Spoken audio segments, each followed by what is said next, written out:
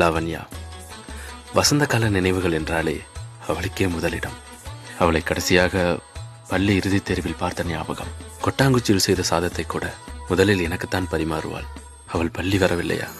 சந்தேகமே வேண்டாம். அவள் வீட்டு முன்புதான் அட்டனன்ஸ்.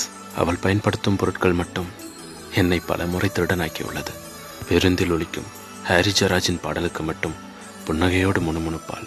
யாரேனும் அவளை பார்க்க நேர்ந்தால் நான் தேடினேன் என்று சொல்லுங்கள், போதும்.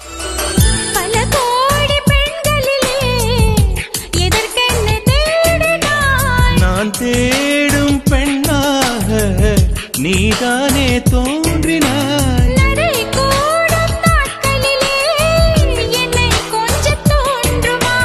அடி போடி காதலிலே நரை கூட தோன்றுமா?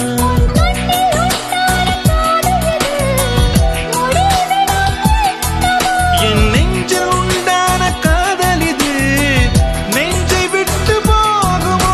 உன்மேல் நான் கொண்ட காதல், என் மேல் நீ கொண்ட காதல், எதை நீ உயர்வாக சொல்?